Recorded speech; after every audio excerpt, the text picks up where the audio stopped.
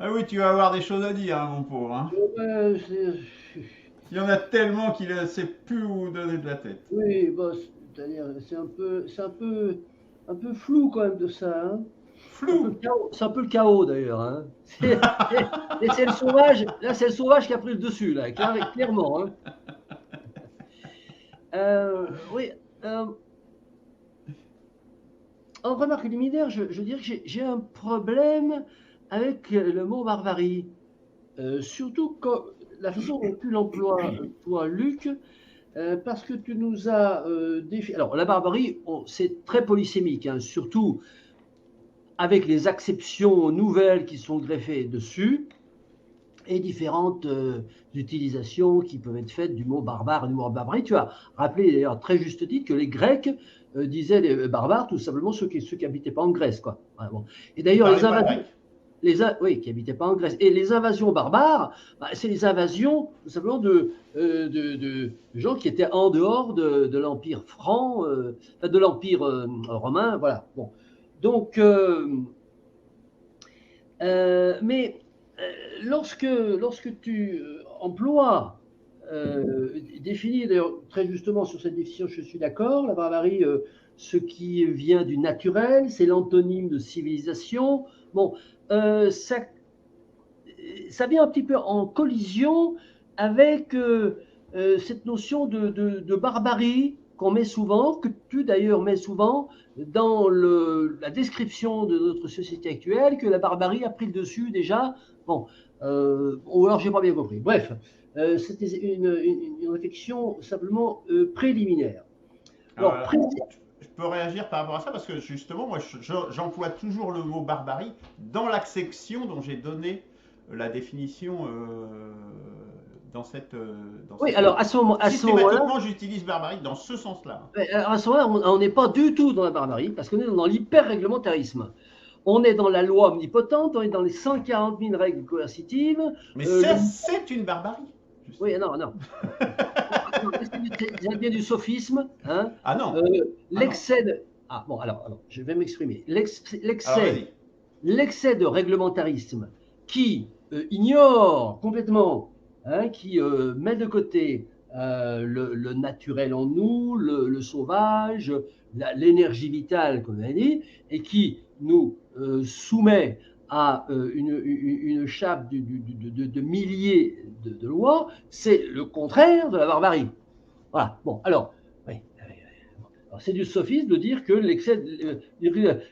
l'excès d'oppression de la barbarie, c'est de la barbarie. Donc aujourd'hui, la barbarie, pris en tant que nos impulsions naturelles, etc., est complètement étouffée par les milliers, les dizaines de milliers de lois. Donc on est dans une organisation sociétale qui nie complètement la barbarie, qui lutte, je dirais, contre la barbarie tous les jours pour faire effectivement un homme civilisé, un homme obéissant et soumis à des dizaines de milliers de règles coercitives, plus le code moral dont a parlé Jean-Charles, parce que nous avons les règles coercitives qui s'appliquent euh, sous la menace de la violence légale, hein, de la punition légale, mais il y a aussi, en plus des codes moraux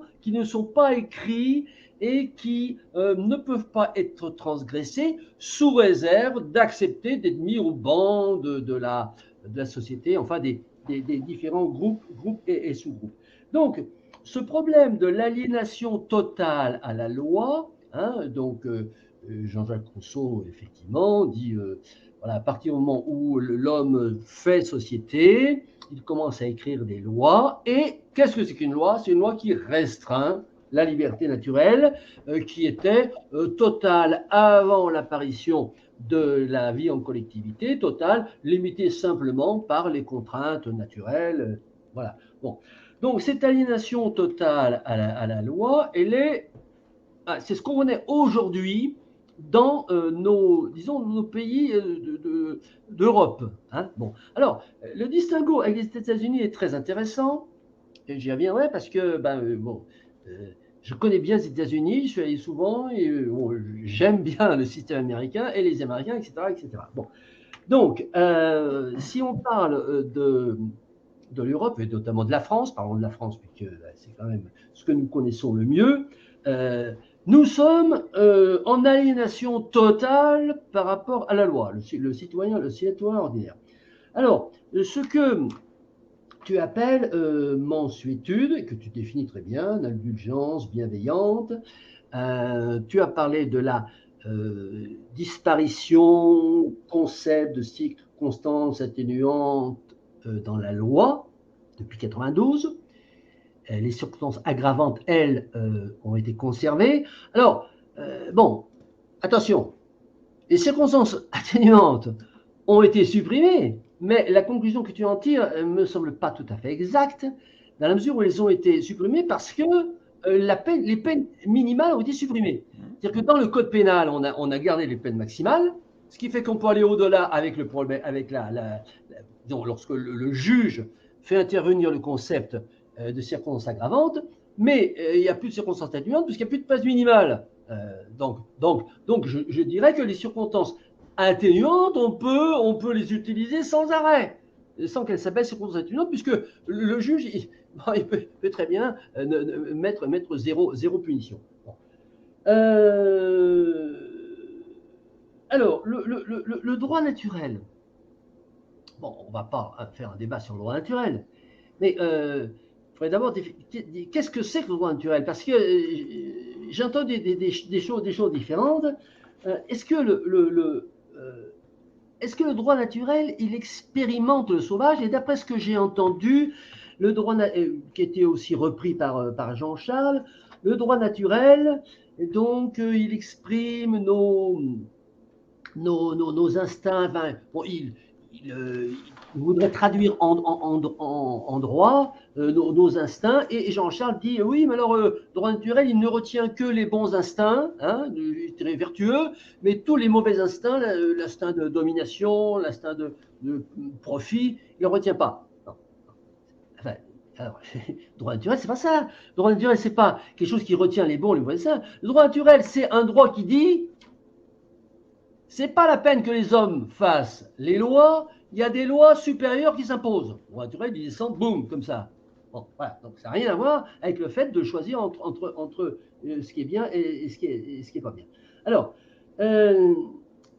la citation du philosophe américain dont j'ai oublié le nom, là, c'est dans Henri Thoreau. Henri Thoreau. C'est Thoreau. Thoreau. Thoreau. Henri. C'est pas Daniel Thoreau, c'est Henri Thoreau. Oui, c'est le philosophe de la nature. C'est Henri Thoreau, c'est pas Daniel? Non, c'est Henri. D'accord. Oui, Thoreau, le philosophe de la nature. C'est dans l'esprit sauvage que repose la sauvegarde du monde. Oui, c'est bien du Thoreau. C'est pas de la vache. Oui, c'est pas de la vache. On te voit pas bien, Christian. Peux-tu te mettre plus en face? Oui, voilà. C'est pas de la vache d'élevage. C'est de la vache domestique. Naturelle. Voilà, c'est du taureau sauvage. Oui, c'est pas de la vache de stabulation permanente. Bon, alors moi je sais pas hein, si dans l'esprit sauvage que repose le sauvegarde du monde, alors là, dans quoi ça repose alors, ce qui est, ta conclusion, c'est que la société doit laisser une part du sauvage, parce que le sauvage, c'est l'énergie vitale. Oui, le sauvage, c'est l'énergie vitale. Alors, on va énumérer un certain nombre d'exemples. En fait, ça peut se traduire de façon très très claire en termes de droit, le moins de lois possible. Parce que soit, bon, il faudrait parler vrai, hein, et pas être hypocrite. Voilà. Bon, soit on a beaucoup de lois, mais des lois qui ne veulent rien dire, comme c'est le cas actuellement. Et à ce moment-là, il faut des tribunaux hein, pour dire ce que veut dire la loi. Bon, et c'est un peu ce que tu proposes, hein, c'est-à-dire systématisation des tribunaux populaires. Alors, des tribunaux partout, ça veut dire que la loi est mal écrite.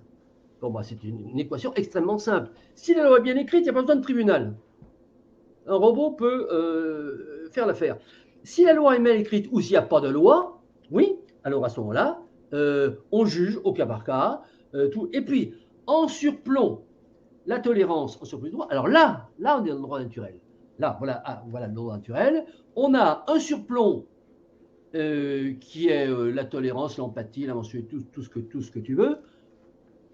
Ce surplomb, qui le décide, qu'est-ce qu'on met dedans? Bon, bah, c'est le problème du droit naturel. Bon.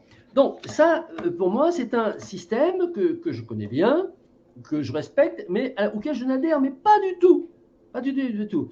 Moi, j'adhère plutôt à un système où on a peu de lois, mais des lois extrêmement précises, hein, et qui ne laissent pas cours à moult interprétations. On a entendu le mot interprétation de loi. La loi, elle n'a pas à être interprétée. Soit elle est bien écrite et il n'y a pas d'interprétation possible, hein, soit elle est mal écrite et il y a des milliers d'interprétations possibles. D'où la nécessité de tribunaux. Donc, 80% d'ordre et 20% de souplesse, moi, il me semble que dans ce que tu décris, il y a 50% d'ordre et 50% de souplesse, voire 20% d'ordre et 80% de souplesse. Hein, bon, je ne sais pas si c'est très disons, honnête avec toi-même. 80% d'ordre et 20% de souplesse, ça veut dire qu'il y a 20% de la loi qui est mal écrite. Alors il faut...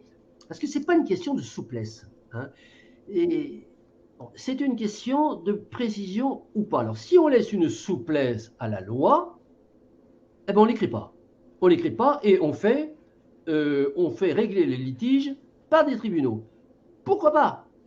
Pourquoi pas? C'est un peu ce qu'on faisait au Moyen-Âge, hein, dans les villages moyenâgeux. Voilà, bon, un gars qui venait, on prenait un peu l'avis de tout le monde et puis on décidait, on pendait ou on pendait pas. Enfin, voilà.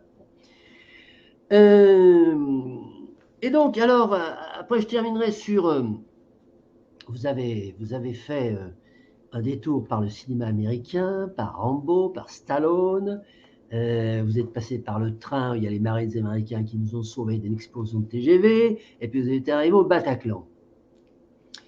Et Luc dit, aux États-Unis, le Bataclan, ça aurait été vite réglé parce qu'il y a 4-5 gars contre 100, il y en aurait au moins une dizaine qui avaient un flingue dans leur poche, et les 5, ils auraient été flingués. Oui, monsieur. Oui, c'est vrai. Alors, d'ailleurs, ça s'est produit, je crois, dans un avion où il y a eu des gens qui ont essayé, des terroristes qui ont essayé, ils ont été maîtrisés par 5 personnes. Dans la Constitution américaine, il y a le premier amendement qui dit que on a le droit de se protéger. Voilà. Alors, est-ce que c'est un amendement qui scelle, ou disons, qui institue l'autodéfense? C'est un débat, on ne va pas l'avoir ici, parce que c'est un débat extrêmement important. Mais il existe, ce premier amendement. Et donc, la culture américaine, c'est comme ça, effectivement. Et ça vient effectivement d'une culture dans le pays où, eh bien, il y a un élément d'autodéfense. Et un élément qui est codifié, mais qui est très ancré dans la mentalité. Et parallèlement à ça, eh ben, on a effectivement un pays où on a un minimum de lois, où on a un peu un état veilleur de nuit, on dit, et où l'énergie vitale, la part du sauvage. Moi, je dis souvent, j'appelle les États-Unis un pays barbare civilisé. Cette barbarie, quand tu vas aux États-Unis souvent et quand tu rentres dans l'Amérique profonde, dans l'Ouest américain, dans les petits bleds américains, tu la ressens. Tu ressens cette barbarie et tu te dis, mais c'est pas vrai.